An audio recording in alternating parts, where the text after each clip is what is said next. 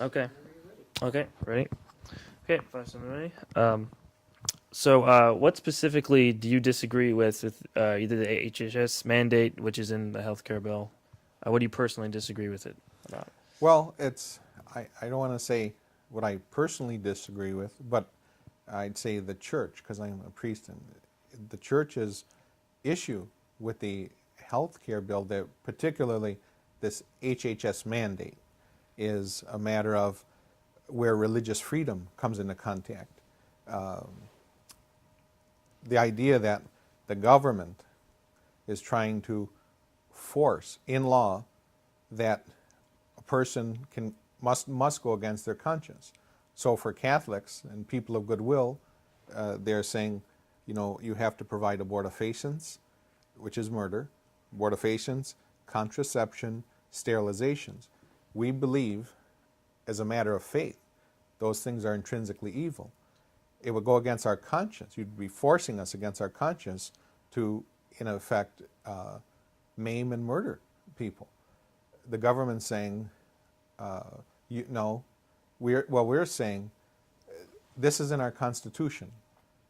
This is our freedom of religion guaranteed by the Constitution. But a secular administration, a secular mindset is freedom of religion means freedom to worship.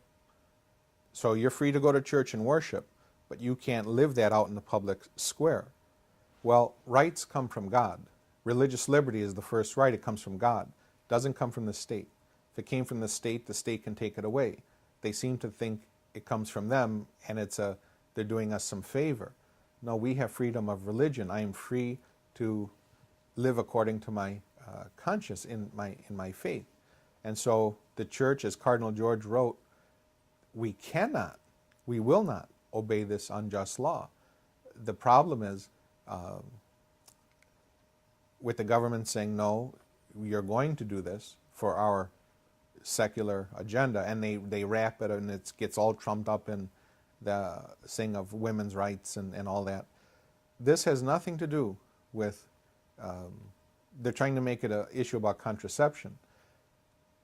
Contraception's part of it, for example, but they're trying to shift it. The focus is religious liberty.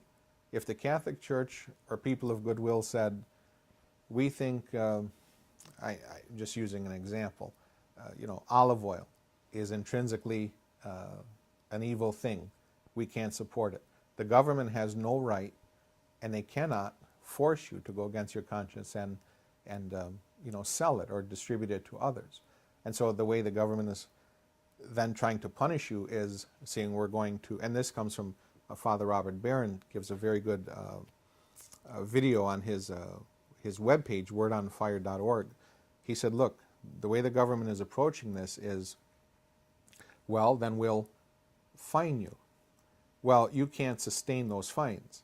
So either you go against your conscience and do what the government wants you to do, which makes you no longer Catholic, or we're going to fine you and shut you down because you can't sustain those fines. Like the Eternal Word Television Network. They were told, they filed the first lawsuit, and I think the state of Alabama joined them.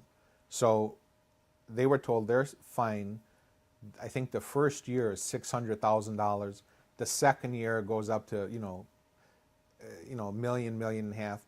Well, they rely completely on donations. They said we would have to shut down the Eternal Word Television Network under those fines. So it's not sustainable. Either way, the government gets you out of the way, so this is the problem. It's an issue of religious liberty. And there's a movie out now, For the Greater Glory, that tells the true story of how in 1926, the Mexican president, Calles, was a Marxist. And the first thing that secular or Marxist ideology does is they want the church out of the way.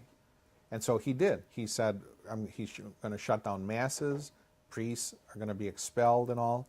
And then he actually did a formal, with his military, destruction of the church. And the people who just wanted to worship and live their faith, which was the center of Mexico, their faith, they formed they were called the Cristeros. They formed an army and they fought back. And now again, the way the government fights now is not with bullets, but they're fighting with the IRS and fines. You know, how are we fighting back? We're fighting back with, we're not picking up rifles. We're fighting with our lawsuits and above all, prayer and fasting. The bishops have asked for prayer and fasting because this is not, St. Paul tells us very clearly, we're not fighting against flesh and blood. We're fighting against powers and principalities. This is a battle at the level of spirits. There's no question about it. And so, and if you can take away people's freedom of worship, people's freedom of religion and conscience, all the other rights go. And also, if they go after the Catholic, because the question is asked, why would you go after the Catholic Church before an election?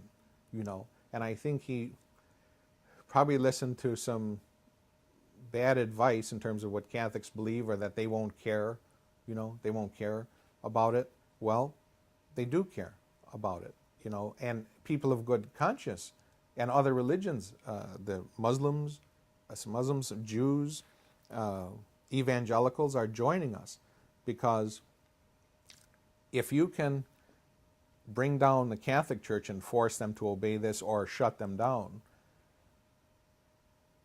and we're the largest, you know, group, I mean organized group, the evangelicals, the independent churches could never sustain themselves and they would just all collapse in line. And so it's to their benefit as well because to join this fight.